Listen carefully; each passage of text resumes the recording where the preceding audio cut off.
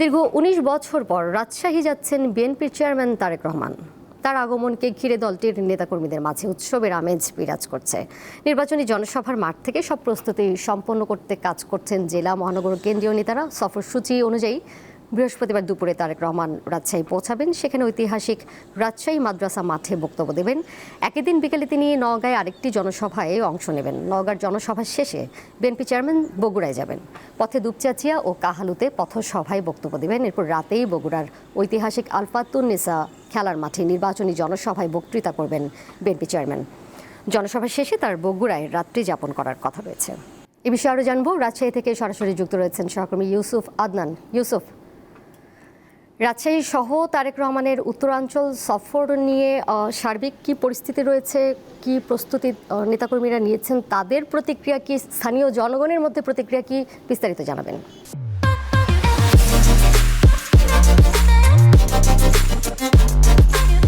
হ্যাঁ দোলা, দীর্ঘ ২২ বছর পর রাজশাহীতে আসছেন বিএনপি চেয়ারম্যান তারেক রহমান। তার আগমনকে ঘিরে রাজশাহীতে দলীয় নেতাকর্মীদের মধ্যে ব্যাপক উৎসাহ উদ্দীপনা বিরাজ করছে এবং পুরো শহরে বিএনপি এবং সহযোগী সংগঠনের নেতাকর্মীদের প্রচারণা চালিয়েছেন। এর ফলে পুরো শহরে একেবারে তার আগমন উপলক্ষে একবার শ্বাস রব বিরাজ করছে এবং এই রাজশাহীর ঐতিহাসিক যে মাদ্রাসা মাঠ রয়েছে, এই মাদ্রাসা মাঠে তিনি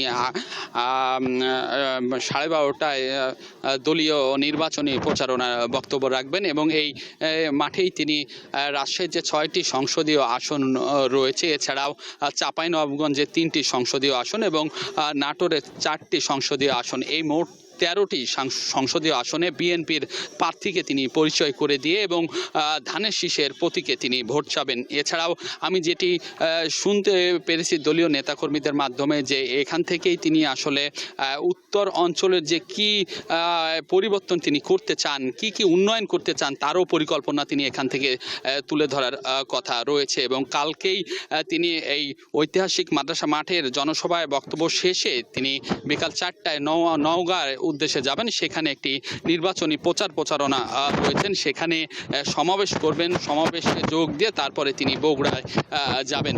তবে জনগণের মধ্যে যেটি দলীয় নেতাকর্মীরা রয়েছেন, তারা বলছেন দীর্ঘদিন পর তারেক রহমান আসছেন, তার ফলে তাদের যে একটা ভালোবাসার জায়গা, তাদের প্রিয় নেতাকে দেখবেন এবং তার যে নির্দেশনা কালকে এখান থেকে যে নির্দেশনা দিবে, সেই নির্দেশনা মোতাবেক এই স্থানীয় এলাকায় যে আসলে তারা সেভাবে নির্বাচনী প্রচারণা চালাবেন। আরেকটা বিষয় দোলা, যদি জানিয়ে রাখি যে এর আগে 2004 সালের ডিসেম্বর মাসে রাজশাহীতে এসেছিলেন তারেক রহমান।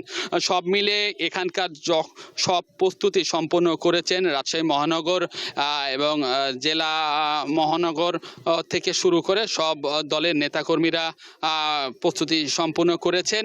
শুধু আগমনের জন্য সবাই অপেক্ষা করছে। আসলে এই ছিল আমার কাছে রাজশাহী থেকে সর্বশেষ খবর। দোলা, আদনান, আপনাকে ধন্যবাদ।